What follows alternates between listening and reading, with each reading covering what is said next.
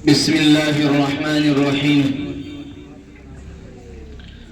حامدا ومصليا ومسلما أما بعد فقد قال الله تبارك وتعالى في القرآن المجيد أعوذ بالله من الشيطان الرجيم بسم الله الرحمن الرحيم إنما يخشى الله من عباده العلماء صدق الله العظيم نہ میں تحریک چھوڑوں گا نہ میں قرآن چھوڑوں گا نہ میں تحریک چھوڑوں گا نہ میں قرآن چھوڑوں گا نہ اس مٹی کو چھوڑوں گا نہ اس پہچان کو چھوڑوں گا تجھے جتنی کوشش کرنی ہے کر لے مٹانے کی تجھے جتنی کوشش کرنی ہے کر لے مٹانے کی نہ میں اسلام چھوڑوں گا نہ ہندوستان چھوڑوں گا اسٹیج پر زینت افروز علماء کرام اور ہمارے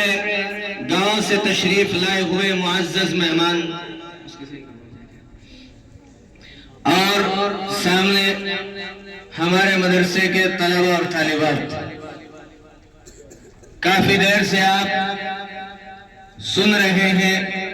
سمجھ رہے ہیں کہ یہ پروگرام کس لیے منعقد کیا گیا ہے آج کا یہ پروگرام 26 جنوری کے نام سے موسوم ہے یعنی کہ یہ پروگرام اس لیے منعقد کیا گیا ہے تاکہ ہماری آنے والی نسلوں کو معلوم ہو کہ ہمارے اکابرین اور اسلاف نے اور ہمارے ہندوستانی بھائیوں نے اس ہندوستان کو آزاد کرانے میں کیا کیا قربانیاں دی ہیں اور کس کس طریقے سے اس ہندوستان کو آزاد کرایا ہے آج کل آپ خبروں میں اور موبائلوں پہ دیکھتے رہتے ہیں کہ فلسطین میں کیا کیا بمباری ہو رہی ہے اور کیسے کیسے بچوں کو یتیم کیا جا رہا ہے عورتوں کو بیوہ کیا جا رہا ہے اور یہ کوئی زیادہ نہیں بلکہ ابھی 1-1.5 سال کے اندر ہوا ہے اگر آپ ہندوستان کی تاریخ اٹھا کر دیکھیں فلسطین کی 1 سال کی جو قربانی ہے اس کو دیکھ کر لوگ رونے پر مجبور ہوتے ہیں اور ہندوستان میں مسلمانوں نے کتنی قربانیاں دی ہیں یہ 200 سال تک قربانیاں چلی ہیں یہاں پر کتنے عورتیں بیوہ ہوئی ہوں گی کتنے بچے یتیم ہوئے ہوں گے اور کتنے لوگ گھروں سے بے گھر ہوئے ہوں گے میں مختصر وقت میں آپ کے سامنے کچھ واقعات اور کچھ تاریخ دہرانے کی کوشش کروں گا جب ہندوستان کی سرزمین پر انگریز کا ناپاک سایہ پڑا اور وہ اپنے شاطرانہ و عیارانہ چالوں سے یہاں کے مالک بن بیٹھے جب باشندگان ہند پر طرح طرح کے ظلم ستم کے پہاڑ توڑے جانے لگے جب ہندوستانیوں کا خون ان کے پسینوں سے ارقا ہونے لگا جب ہندوستانیوں کو غلام بنایا جانے لگا تو ایسے نازک وقت میں جس نے سب سے پہلے عالم بغاوت بلند کیا وہ محدث کبیر نازش وطن شاہ عبدالعزیز بن ولی اللہ محدث دہلوی ہے شاہ عبدالعزیز کا فتویٰ کیا تھا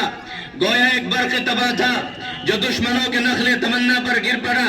انگریز کی نیندیں حرام ہو گئی جگہ جگہ آزادی کے پرچم لہرانے لگے جگہ جگہ آزادی کے ولولے مچلنے لگے اور حوصلوں نے انگڑائیاں لینی شروع کر دی اور انگریز کی نیندیں حرام ہو گئی اور یہ ایک حقیقت ہے کہ اگر ہندوستان کی آزادی میں علماء اکرام شریک نہ ہوتے اگر یہ سراخیل آزادی نہ ہوتے تو ہندوستان کبھی آزاد نہ ہوتا اگر علماء اکرام نہ ہوتے تو تحریک آزادی نہ چلتی تحریک ریشمی رومال نہ چلتی ہندوستان چھوڑو تحریک نہ چلتی مقدمہ وہابیات نہ چلتا الغرض علماء اکرام ہی نے اپنے خون جگر سے عروس آزادی کو سجایا اور سنوارا ہے اور آج اسی کا ثمرہ ہے کہ آج ہم اس ہندوستان میں سانس لے رہے ہیں لیکن آج کل تو یہ دیکھنے کو مل رہا ہے کہ سانس بھی لینا دوبر ہو گیا ہے اگر اس وقت جب ہمارے علماء اکرام اس ہندوستان کو آزاد کرانے کے لیے قربانیاں دے رہے تھے، انہیں معلوم ہوتا کہ جس ہندوستان کے لیے ہم قربانیاں دے رہے ہیں ہماری نسلوں کو یہاں جینے کا حق بھی نہیں ملے گا۔ اگر حافظ ضامن شہید کو معلوم ہوتا، جن کو شاملی کے میدان میں شہید کیا گیا، انہیں کیا معلوم تھا کہ جنہوں نے 1857 عیسوی کی جنگ آزادی میں 51,000 علماء اکرام نے قربانیاں دی، اور تاریخ میں یہاں تک آتا ہے کہ علماء اکرام کو توپوں پر لٹکا کر اور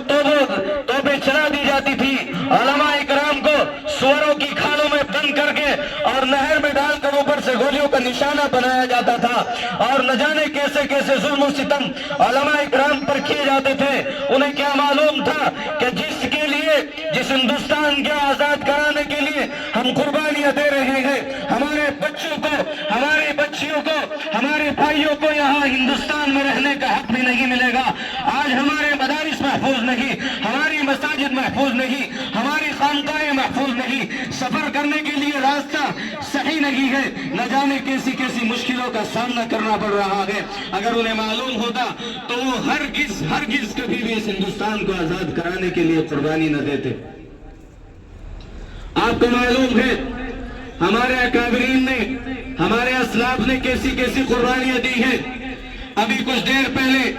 حضرت مولانا محمد نسیم صاحب بیان کر رہے تھے، حضرت مولانا محمود الحسن دیوبندی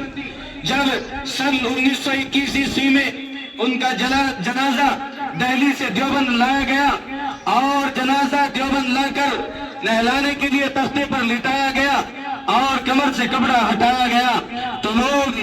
یہ نظارہ دیکھ کر اور یہ ماجرا دیکھ کر لوگوں کا دل دہل اٹھا۔